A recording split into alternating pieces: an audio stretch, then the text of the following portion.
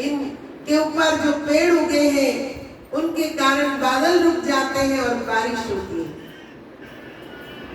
सारी कृपा तो गोवर्धन पर्वत की है, तो उसकी पूजा करो ना जो साक्षात हमारे सामने है। इंद्र को तो हमने देखा नहीं और हम इंद्र की पूजा की बात करते हैं। तो बाबा ने कहा बात लल्ला तुम्हारी बात तो सही है, चलो जैसे तुम कहो वैसे हम गोवर्धन की पूजा करेंगे।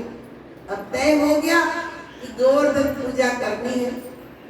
सारे गोकुल वृंदावन के सारे ग्वाल बाल गोपियां सब गोवर्धन पर्वत के पास एकत्र हुई और उनकी पूजा करने लगे। पूजा वगैरह हो गया। इंद्र ने सोचा कि हर साल ये लोग मेरी पूजा करते थे, इस बार मेरी पूजा नहीं हुई, क्या हुआ देखो। तो आकर देखते हैं वो तो नंद बाबा का लल्ला सबसे आगे सब कार्य कर रहा है, सबको गोवर्धन की पूजा करवा रहा है। उन्होंने अपने मेघ से कहा, सुमेघ से कि जाओ इतनी बारिश करो गोकुल वृंदावन में कि सारे लोग सारा गांव सब डूब जाए। और भयंकर बारिश हुई।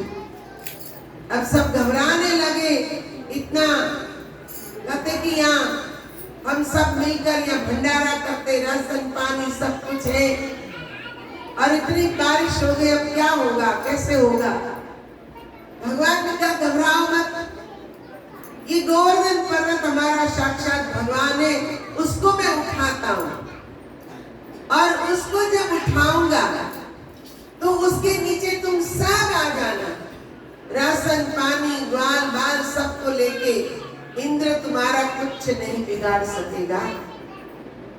तो भगवान ने अपने हाथ की छोटी उंगली से पूरे गोवर्धन पर्वत को उठा लिया।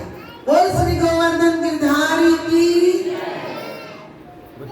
गोवर्धन पर्वत को जब उठाया और सारे ग्वाल बाल सब उसके नीचे आ गए, राशन पानी लेकर सबकी रक्षा हुई, एक छाते की तरह बन गया। और वहीं पर गोपियों ने खाना बनाया, भंडारा शुरू हुआ, ग्वाल बाल सबने आनंद किया। ग्वाल बाल सोचते हैं कि भगवान ने अकेले अपनी छोटी उंगली से पर्वत उठाया, चलो हम भी थोड़ा साथ देते। सबने अपनी अपनी लकड़ियां उठाई और कहते कि आधार देने लगे, लकड़ियों को टिका दिया पर्वत के ऊपर। अब जिसने पूरा ही ऊपर उठा लिया उनको आधार की जरूरत थी क्या? नहीं।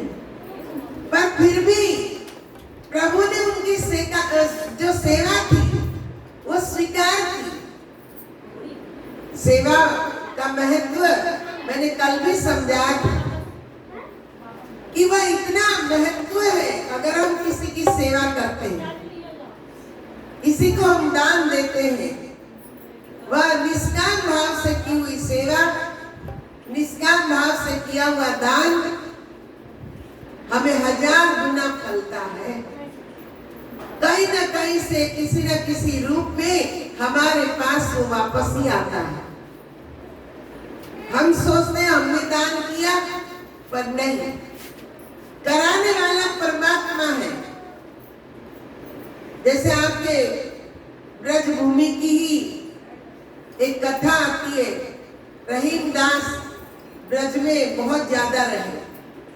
जब वो अकबर के सेनापति थे तो उनको जो भी तनख्वाह मिलती थी, अकबर की तरफ से जो भी तोहफे मिलते थे, वह सब, क्योंकि वो कृष्ण भक्त बन गए थे और उन्होंने मन में निश्चय कर लिया था, संकल्प कर लिया था कि मेरे पास जो कुछ आएगा सब दान कर दूंगा। तो जो आता था, जो मांगे सब देते थे। अब ये दान की महिमा इतनी बढ़ गई, बताई गई कि रहीम साहब